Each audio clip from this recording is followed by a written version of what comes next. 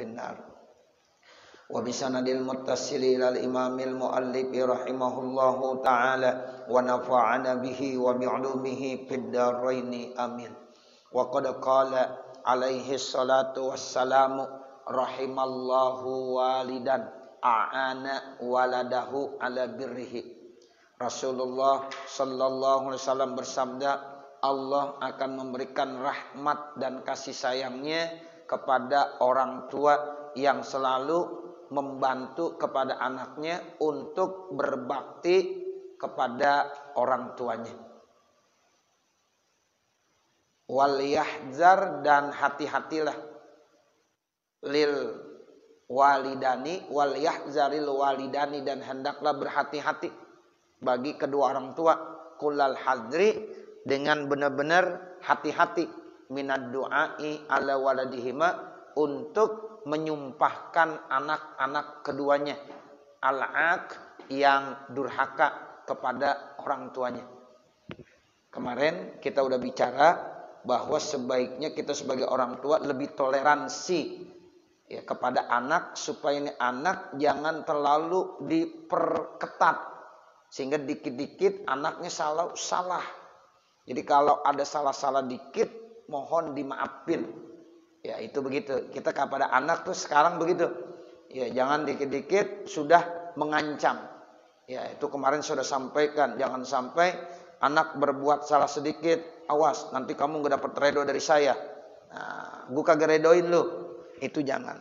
Jadi kita lebih toleransi untuk memberikan kesempatan agar anak ini termasuk yang birrul walidain, berbakti kepada orang tua. Beda kehidupan kita dulu sama orang tua. Kalau anak-anak sekarang emang cara mendidiknya itu berbeda sekali. Sehingga kalau ada salah-salah dikit, ya itu kita berikan maaf. Lebih toleransi kepada anak-anak kita. Jangan sedikit-dikit kita nggak ngeredoin. Ya, gua kagak redoin lu. Kasihan dia. Ya, ini yang dikatakan Allah akan memberikan rahmat dan kasih sayang kepada orang tua, yang memang orang tua itu selalu memberikan bantuan jalan supaya ini anak bagaimana bisa berbakti sama orang tuanya. Tuh begitu. Jadi kalau ada salah-salah dikit nasihati, jangan disumpahin, jangan. Ya, sebab kalau disumpahkan itu masya Allah bahaya. Anak walaupun bandel bagaimana, tolong doain, bukan diapain, bukan disumpahin. Itu kadang-kadang kita ya lupa ketika anak ada kesalahannya, orang tua langsung ngomong yang enggak, anjing lu. Tuh, itu kan namanya doa. Ya masa anaknya dibilang anjing? Ya, babi lu, monyet lu. Nah, ini nih kata-kata binatang semua yang kagak pantas diucapkan orang tua kepada siapa? Kepada anaknya. Habis Ustaz sudah pegel banget ngelihat anak saya, tetap enggak boleh. Tuh, begitu. Kadang-kadang kan kita udah terlalu pegelnya. Ya, udah ngomong apa aja, biar lu mati, lu mampus lu. Tuh, itu nyumpain pendoain. Nyumpain. Enggak boleh. Jangan. Ya, jadi tetap kita sebagai orang tua tolerans. Ya, jadi lebih banyak memberikan maaf buat anak-anak kita supaya anak-anak kita tuh jalan untuk berbakti kepada orang tuanya lebih gampang, lebih mudah. Itu diajarkan oleh Al-Habib Abdullah Al-Haddad seperti itu. Ya, jadi ini kita nih yang muda-muda ya, yang kebetulan punya anak masih kecil-kecil, yang masih usia-usia sekolah, apalagi ibu. Nah, tolonglah lebih banyak mendoakan buat orang-orang yang kita cintai, yaitu anak-anak kita. Bahkan kalau kita berdoa jangan tanggung-tanggung, ya Allah jadikanlah anak-anak saya menjadi anak yang birrul walidain, yang punya akhlak seperti akhlak Rasulullah, yang punya ilmu seperti ilmu Rasulullah, yang punya karakter seperti karakter Rasulullah. Sebut begitu. Ya, kita kalau punya anak akhlaknya udah seperti akhlak Rasulullah, istimewa. Dan itu harus diucapkan sama kita sebagai orang tua. Lebih-lebih seorang ibu. Nah, begitu. Ya, sehingga nanti ya jalan anak untuk berbakti kepada orang tuanya lebih gampang. Tapi kalau dikit-dikit disumpahin tuh anaknya dikit-dikit, disumpahin. Walaupun anak salah, tetap jangan nyumpahin. Itu namanya doa ala waladihima. Tuh. Jadi ada doa ala. Kalau doa ala itu nggak bagus nyumpahin. Hati-hati. Jangan sampai orang tua, apalagi ibu, sampai menyumpahkan kepada anak-anaknya yang kebetulan dianggapnya durhaka. Tetap anak yang durhaka kalau bisa maafin, doain supaya nanti hatinya terbuka. Allah kasih ya taufik hidayah sehingga hatinya yang tadinya tertutup jadi terbuka. Kan itu bisa aja. Ya, enggak ada yang mustahil. Sebab Allah yang bisa merubah hati seseorang hambanya. Makanya Allah disebut ya muqallibal qulub. Yang namanya hati, Pak, sekarang keras, besok bisa aja lemah lembut. Nah, begitu anak-anak kita mungkin saat ini lagi keras hatinya, tapi kalau kita doain terus, mudah-mudahan tuh anak kita menjadi lemah lembut hatinya. Yang tadinya enggak mau berbakti sama orang tuanya, akhirnya nanti akan berbakti sama orang tuanya. Itu barokah doa dari orang tua. Fa inna zalika yaziduhu dororon. Karena dengan sebab orang tua menyumpahkan anaknya yang durhaka akan menambahkan bahaya, wa pasadan dan kerusakan, wa ukukon dan juga kedurhakaannya. Jadi bukan nambah baik, nambah bahaya. Anak udah durhaka, disumpahin mulu, ya tambah rusak. Ya kedurhakaannya juga makin jadi karena dari orang tuanya. Nah, seperti itu ya Bapak, Ibu Saudara. Wa ya'udu ba'du ma yatawalladu min zalika minad dorori, dan akan kembali sebagian apa-apa yang muncul dari bahaya itu alal walidi fid dunya, yaitu terhadap orang tua di dunia. Tuh, jadi karena memang doa orang tua begitu manjur. Nah, menyumpahkan anak juga sama manjurnya. Ya, apalagi itu munculnya dari mulut seorang ibu. Ya, jadi ibu itu karomah banget. Ya, jadi omongannya itu keramat. Makanya jangan sembarangan ya berbicara yang tidak layak, yang tidak bagus, yang dinisbahkan kepada anaknya. Walaupun orang tua saat itu dalam posisi lagi marah. Walaupun lagi marah, lagi kesel banget dah. Tetap jangan sampai melontarkan kata-kata yang nanti itu bisa menambah rusak, bisa menambah bahaya, dan bisa menambah kedurhakaan anak kepada orang tuanya. Dan itu biasanya bahayanya ya di dunia udah terasa. Ya, jangankan di akhirat Bapak, Ibu, Saudara, kedurhakaan kepada orang tua bahayanya udah bisa dirasakan pada saat hidup di dunia. Di dunia itu udah kelihatan. Ya, makanya orang kalau durhaka sama orang tua, ya itu azabnya bisa disegerakan. Di dunia udah muncul nanti kelihatan. Itu begitu. Makanya kita masya Allah jangan dah. Ya, ini urusan orang tua nih. Jadi orang tua itu kalau bisa jangan memberikan kesempatan kepada anak ini untuk durhaka. Karena kasihan. Ya, itu nanti bahayanya di dunia udah terasa. Wa du'aul walidi mustajabun. Doa orang tua mustajab. Tuh. Jadi di antara doa-doa yang mustajab di antaranya apa? Doaul walid mustajabun. Doa orang tua itu mustajab. Apa nih mustajab? Diterima langsung. Ya, enggak pakai dialing-alingin, dihalang-halangin sama Allah. Ya, jadi artinya langsung ya diterima sama Allah Subhanahu wa taala. Itu doa orang tua. Fayan bagi, maka sebaiknya lahu ya bagi orang tua ayat walahu mendoakannya. Itu kalau ayat walahu doain yang bagus-bagus. Kalau ayat wa ala itu nyumpahin. Jadi ada da'a ya ala, ada da'a lahu. Kalau pakai lam ya itu doa yang bagus-bagus. Kalau pakai ala itu doa yang kagak bagus. Kalau kata orang kita nyumpahin.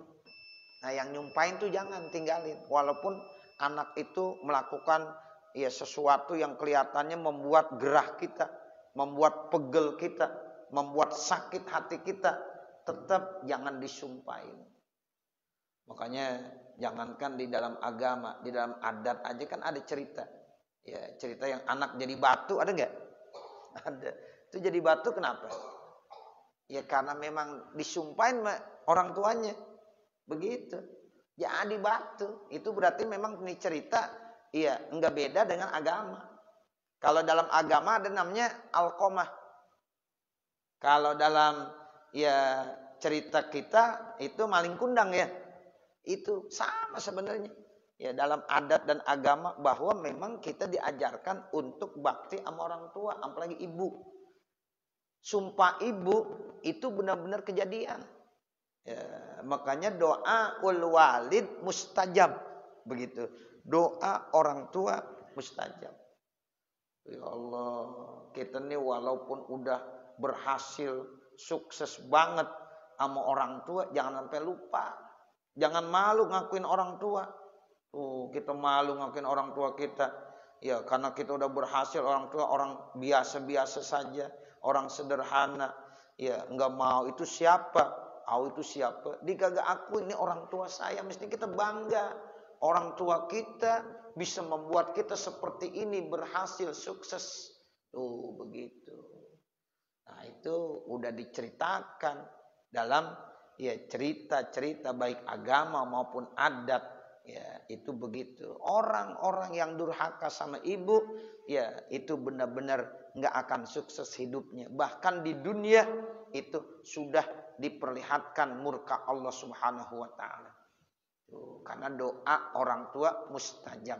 Makanya sebaiknya orang tua jangan nyumpain tapi doain. Jadi di sini dibilang payan bagi lahu ayat walahu walayad'u alaihi. Jadi ada da'alah, ada da'a alaih. Kalau ayat walahu, ya ayo silakan doain yang bagus-bagus. Jangan da'a alaih, jangan nyumpain. Faqad yuslihuhullahu, maka sungguh Allah akan memberikan islah, kebaikan-kebaikan bi barokati du'aihi, dengan keberkahan doa daripada orang Allah. Dengan doa orang tua nanti Allah akan rubah hati itu anak yang tadinya durhaka menjadi baik, yang tadinya keras jadi lembut hatinya dengan sebab doa orang tuanya. Fayaudu baron, maka dia akan kembali menjadi anak yang berbakti. Payan tapiul walidu bibirrihi, maka mengambil manfaat orang tua dengan yaitu kebaikan daripada anak-anaknya. Wa tuqiru ainuhu bihi, dan matanya menjadi sejuk. Ya, qurratul ain, tenang, sejuk matanya, enak. Makanya diumpamakan tuh dalam doa, Rabbana hablana min azwajina wa dzurriyyatina qurrata a'yun waj'alna lil muttaqina imama. Jadi keturunan yang baik, yang soleh dan soleh, anak-anak yang birrul walidain itu menjadi qurrata a'yun, penyejuk mata. Tuh, jadi mata kita enak gitu. Kita kalau ngelihat pemandangan yang indah-indah, yang sejuk-sejuk, yang enak, itu namanya tenang. Ya, mata kita jadi tenang. Qurratu a'yun, penyejuk mata. Itu kalau kita ngelihat anak-anak kita semuanya pada birrul walidain, itu enak. Qurratu a'yun, terasa. Ya, damai hati kita.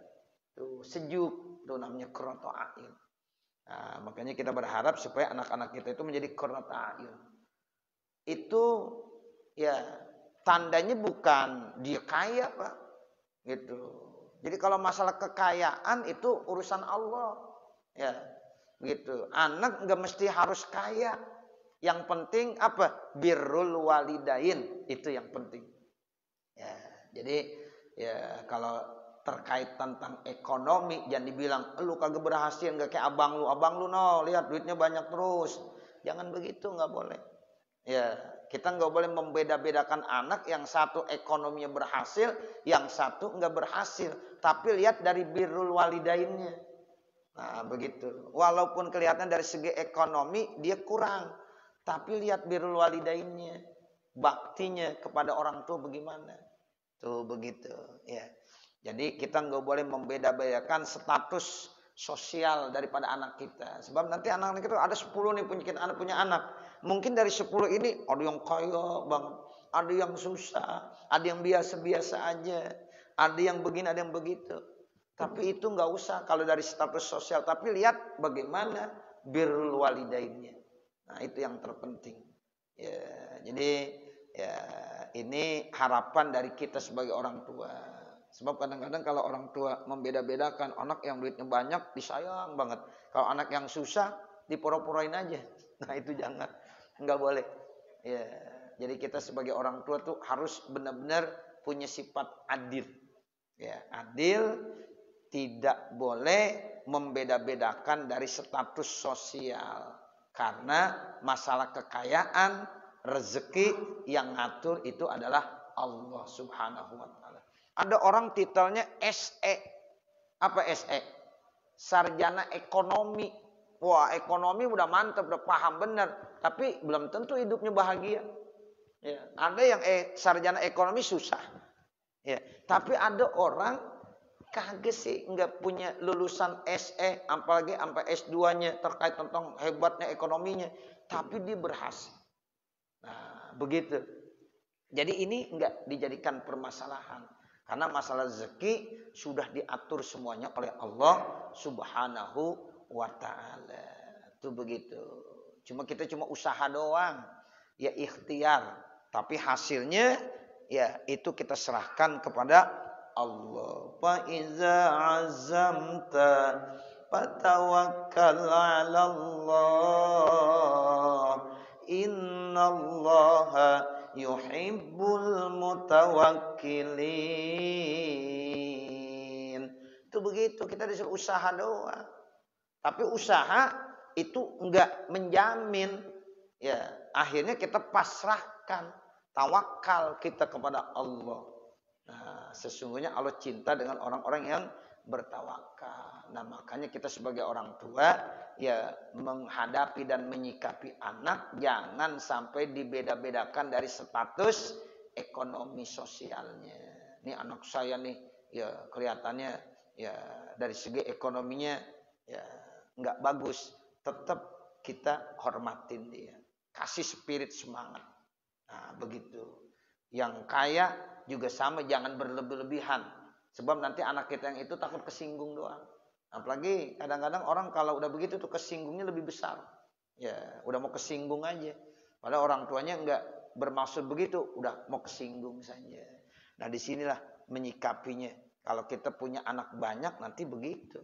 Ya, makanya Masya Allah Bapak Saudara, saya termasuk punya keluarga banyak. Ada 10.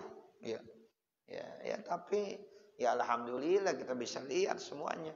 Ya, artinya kita nggak ngelihat dari segi ekonominya. Ya namanya ekonomi mah semuanya juga pengennya kaya. Kita nih semuanya pengen kaya nggak? Pengen. Nah, begitu. Tapi kan semuanya Allah yang ngasih. Nah seperti itu. Tapi sikapi dengan baik.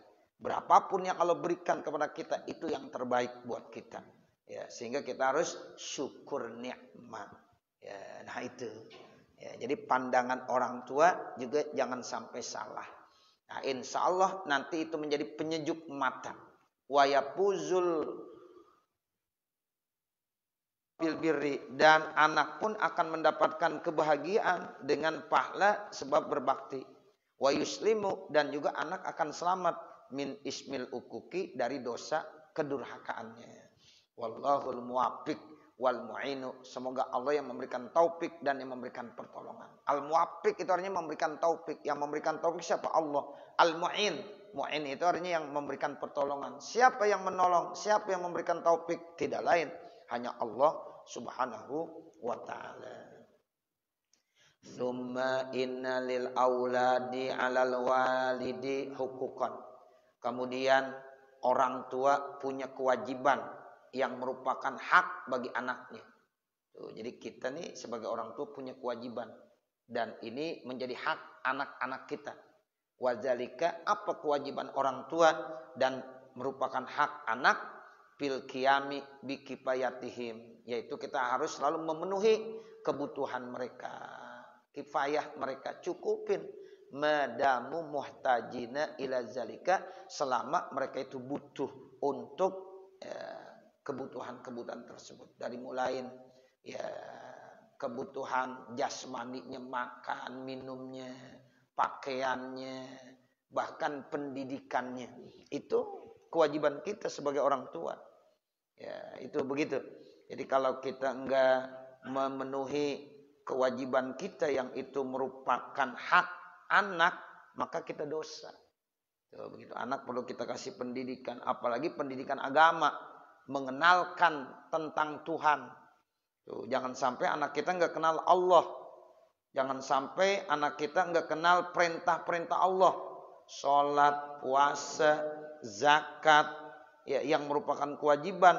Kalau kita nggak kenalkan, nanti kita akan dimintai pertanggungjawaban di hadapan Allah. Dan tidak mustahil kalau seandainya kita udah masuk ke dalam sorga, anak-anak kita bisa protes. Tuh, protes sama Allah. Ya Allah, saya tidak redo, saya tidak ikhlas. Kenapa saya masuk neraka? Sementara orang tua saya ada di sorga. Mereka enak-enak, senang-senang di dalam sorga. Sementara saya masuk ke dalam api neraka. Tuh, mereka nuntut. Nah, kalau seandainya tuntutan ini dibenarkan, ternyata kita nggak pernah memberikan pendidikan agama, tidak pernah mengenalkan Tuhan, tidak pernah mengenalkan yaitu perintah-perintah Allah kepada anak-anak kita, maka kita nanti bisa dimasukkan ke dalam api neraka. Padahal kita udah di dalam sorga, tapi gara-gara anak kita nuntut, ya haknya yang tidak dipenuhi, maka itu tidak mustahil. Orang tua yang udah ada di sorga akan dikeluarkan lagi dan sebaliknya dimasukkan ke dalam neraka. Nah, jangan begitu kita. Kita kasih pendidikan. Ya, kalau kita udah kasih, itu udah tanggung jawab mereka. Ya, jadi pendidikan ya agama itu penting sekali. Ya, jadi jangan sampai kita tidak penuhi yaitu pendidikannya. Jadi dari segi jasmani maupun dari segi rohaninya yang dibutuhkan itu harus kewajiban kita penuhi. Wapita dibihim, di dalam mendidik mereka akhlaknya, wa husni tarbiyatihim, dan tarbiyah pendidikan mereka yang bagus, wa hidayatihim, dan petunjuk mereka ilal akhlakil mahmudati, kepada akhlak yang terpuji, wasifatil hasanati, dan sifat-sifat yang bagus, wal khisalil jamilah, dan sifat-sifat yang bagus yang indah. Tuh, itu mesti kita tanamkan kepada mereka. Akhlak tanamkan ya kepada mereka, pendidikan tanamkan kepada mereka. Jangan sampai salah mendidik Bapak Ibu Saudara. Ini sekarang bisa aja anak-anak salah dididik, dimasukkan ke sekolah yang tidak sesuai dengan ajaran kita. Tuh, kita masukkan, ternyata ini ajarannya dikit-dikit membid'ahkan mulu. Ya, kulu bid'atin dolal. Akhirnya anak bisa ribut sama orang tua. Hati-hati Bapak, ya, Ibu Saudara. Ya, Bapak ngasih dan Ibu ngasih pendidikan kepada anak ternyata salah. Bener sih pelajarannya tahfiz mulu. Ya, ngapal Quran. Tapi lama-lama ini kok ajarannya beda, alirannya jadi beda. Ya, akhirnya ya apa yang dilakukan orang tuanya dibilang bid'ah. Bapak dari mana? Habis tahlil. Tahlil di mana Pak? Itu ada tetangga yang meninggal dunia. Bapaknya diceramain. Begini Bapak, itu tahlil itu bid'ah Pak. Oh, tahlil itu bid'ah. Bid'ah itu sesat Pak. Jadi Bapak itu nanti masuk neraka. Tuh. Padahal ini anak itu yang didik. Ya, tapi karena salah masukinnya di pendidikannya, akhirnya ribut. Kan orang tua nggak mau digituin. Ya, orang tua ahli tahlil. Dikit-dikit tahlil, dikit-dikit tahlil. Anaknya pas banget udah agak dewasa, ya bicara masalah agama lebih pinter dia. Diceramain mulu tuh orang tuanya dibilang bid'ah. Ya, nah bahaya nggak nih kira-kira kalau begini? Bahaya. Ya bapaknya ziarah kubur, diomelin lagi. Apa itu ziarah kubur? Bapak orang udah mati, pakai minta mau kuburan, begitu. Haram Pak, bid'ah, nggak boleh. Tuh. Akhirnya ketika bapaknya meninggal dunia, tetangga-tetangganya pada mau datang, mau tahlil, diusir. Bapak ngumpul di sini pada mau ngapain? mau tahlil, nggak ada tahlil, tutup pintu semuanya. Mau begitu, Pak? Mau begitu? Nggak mau. Nah, makanya jangan salah mendidik anak. Begitu. Kelihatannya ya tahfiz Quran hebat ya, tapi dari segi ya ajaran itu beda. Hati-hati. Ini sekarang banyak. Nah, itu bisa membuat anak jadi durhaka. Kan bahaya kalau anak menjadi durhaka. Jadi anak sudah bisa berani merotes orang tuanya. Sampai orang tuanya meninggal dunia, nggak boleh ditahlilin. Itu ada yang begitu. Ya. Terus kata tegang, ya Allah kasihan banget nih bapak, orang baik, orang yang suka tahlil, rajin datang tahlil kemana-mana. Giran dia mati, ditahlilin sama anaknya kagak boleh. Ya. Nauzubillah min zalik. Nah itu. Jadi kita harus berikan pendidikan kepada anak-anak kita yang benar-benar jangan salah jalan. Tuh begitu. Cuma kalau udah salah jalan udah repot. Anak kita udah dicuci otaknya. Itu bahaya. Ya, bahaya udah. Beda udah semuanya. Ya, seperti itu. Ya, ini artinya kewajiban kita mendidik mereka, ya, kemudian punya akhlak yang terpuji, punya sifat-sifat yang bagus. Bahkan tadi saya bilang, kalau bisa kita doain anak kita memiliki akhlak Rasulullah, mempunyai sifat seperti sifat Rasulullah, ya, mempunyai ilmu seperti ilmu Rasulullah SAW. Wa hafizahum, Allah akan jaga mereka. Wasiyanatahum, dan Allah jaga juga mereka min adadi zalika, dari lawan-lawan itu semuanya. Wa tahsini asma'ihim, termasuk kewajiban orang tua memberikan nama-nama anak-anak kita dengan nama tahsin, yaitu yang bagus. Baguskan namanya. Siapa namanya yang bagus deh. Ya, kalau laki-laki ada Muhammadnya misalnya, atau ada Ahmadnya, atau nama-nama ulama, atau nama para nabi, atau nama-nama yang indah, yang artinya bagus. Begitu. Jangan kita namain, ya pengennya ngambil dari Al-Quran. Ternyata salah. Kita lagi baca Quran. Ya ayyuhalladzina amanu ku anfusakum wa ahlikum naro. Anaknya dinamain Naro. Ya. Cakep gak kira-kira? Jangan. Setiap hari anaknya dipanggil Naro, Naro. Apa artinya Naro? Api neraka. Ya, jangan. Tahsin. Berikan nama yang paling bagus buat anak-anak kita. Sebab nama itu doa. Orang tua manggil itu doa. Makanya dulu saya pernah cerita tuh. Waktu saya lagi ya pertama kali mondok di Lirboyo, masih ada Ki Mahrus. Ada dari Jakarta 4 orang nih. Ya, masuk ke pondok Lirboyo. Lalu pas mau ditanya, sampean namanya siapa? Sampean namanya siapa? Sampean namanya siapa? 4-4-nya alhamdulillah nggak ada yang diganti namanya. Ya. Karena Mbah Yai Mahrus itu nggak ada yang ya salah. Jadi ini nama bagus semuanya. Ya, sampean namanya ya sampean. Al-Fatihah. Dibacain Pak. Ada calon santri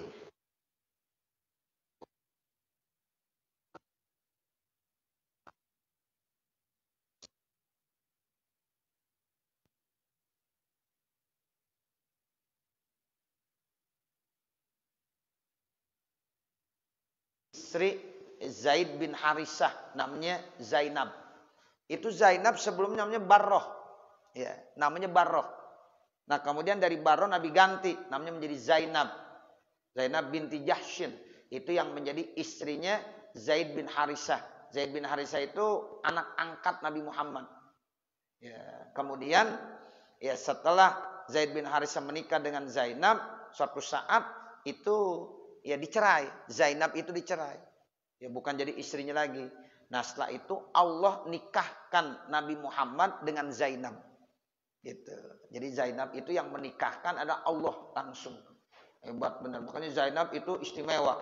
Ya dibanding dengan istri-istri Nabi yang lain dibilang saya lebih mulia. Kenapa? Sebab kalau ente pada yang nikahin orang tua ente, walinya orang tua ente pada. Tapi saya yang menikahkan langsung Allah Subhanahu wa taala.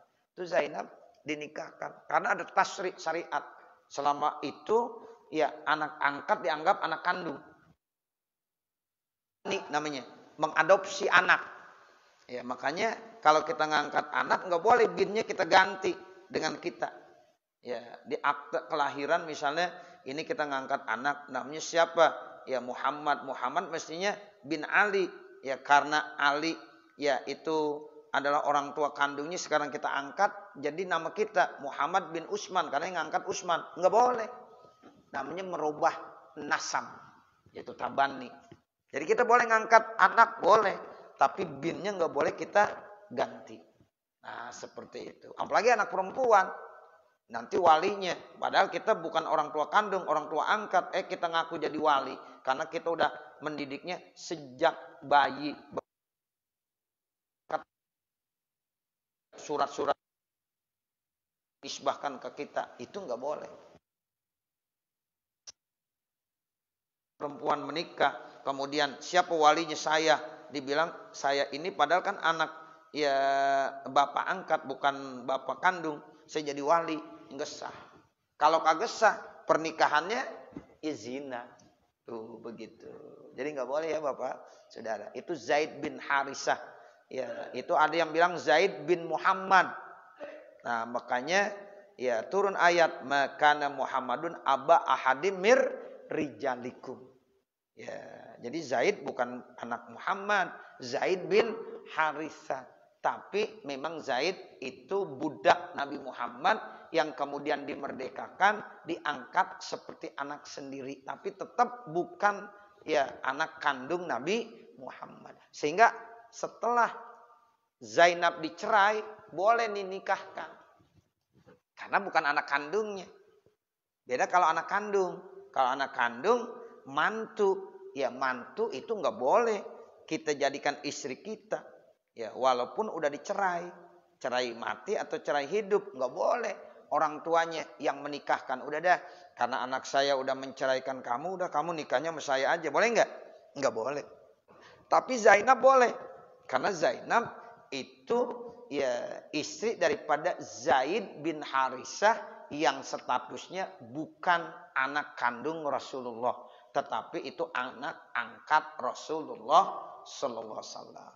Tuh, makanya ya ada ceritanya tuh terkait tentang Zaid bin Harisah dengan Zainab.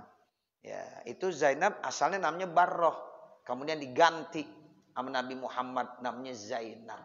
Jadi mengganti nama boleh. Nabi pernah. Makanya kalau ada anak nih kayaknya kurang bagus namanya. Gimana? Kalau saya ganti, kata orang tuanya nggak apa-apa Ustaz, ganti aja deh terserah Ustaz. Nah, dulu udah dibuatin nasi kuning, ya buatin lagi nasi kuning. Nah, seperti itu. Jadi boleh mengganti nama ya daripada anak. Nah, seperti itu. Karena memang kita disunahkan tahsin asma'ihim. Jadi kasih nama anak yang bagus-bagus.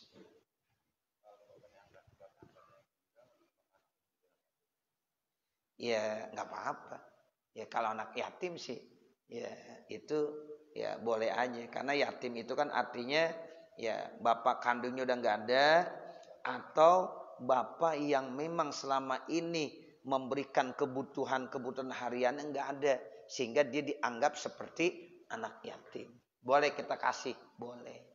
Kan itu bukan bapak kandungnya yang udah meninggal.